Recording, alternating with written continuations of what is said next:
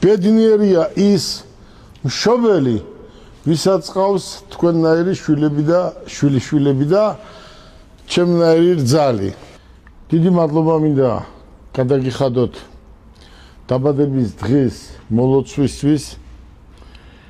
მე მინდა თქვენი თავი გავაცნოთ საქართველოს და მარტო არა საქართველოს მოსახლეობას ყველას, ვინც მე მიცნობს.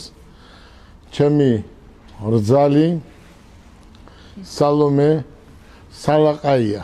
სხვანაირად ხო არ იქნებოდა შალვა?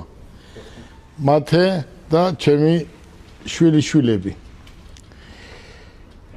ცხოვრებაში მხოლოდ ერთ შემთხვევაშია ადამიანი ბედნიერი. როცა ყავს რძალი კარგი, შვილი უკეთესი და შვილიშვილები მასზე უკეთესი. ამ შემთხვევაშია მხოლოდ ადამიანი ბედნიერი. სხვა შემთხვევაში ადამიანი ბედნიერი ვერასდროს ვერ იქნება. ფული არ არის ბედნიერება. ჩემთვის ბედნიერება ხარ თქვენ. ჩვენ თქვით, რომ ჩვენი პატრიარქი საპატივცემლოდ ჩვენ არ გადაგვეხადა დაბადების დღე, იმიტომ რომ ჩვენ ცეკვა და სიმღერას არ დაუშვებდით სალომე. თქვენ მაინც მოხვედით აქ და მომილოცეთ, ხო?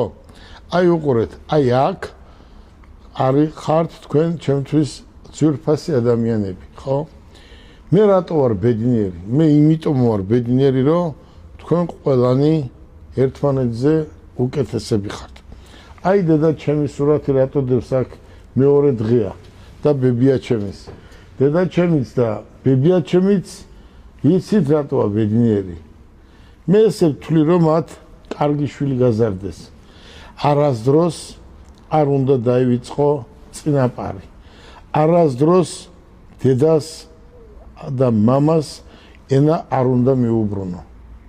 ესენი არიან ის ადამიანები, ვინც გაგზარდათ და სწორ გზაზე დაგაყენათ. ვინც ახალგაზრდებს მინდა ვთხოვო, თქვენ ყველანი ახალგაზრდები ხარ და მთელი საქართველოს მოსახლეობის ახალგაზრდებს მინდა ვთხოვო, რომ დედა სიტყვაზე უკეთესი სიტყვა არ არსებობს. რა ლამაზად იწერება, რა ლამაზად ჟღერს. დედას სიტყვას ვინც გადაუხვევს, ის არასდროს სწორ გზაზე არ დადგება და მისი ცხოვრება ყოველთვის იქნება დაბნეული და დამაბნეველი. აქედან გამომდინარე, მე ბედნიერი ვარო.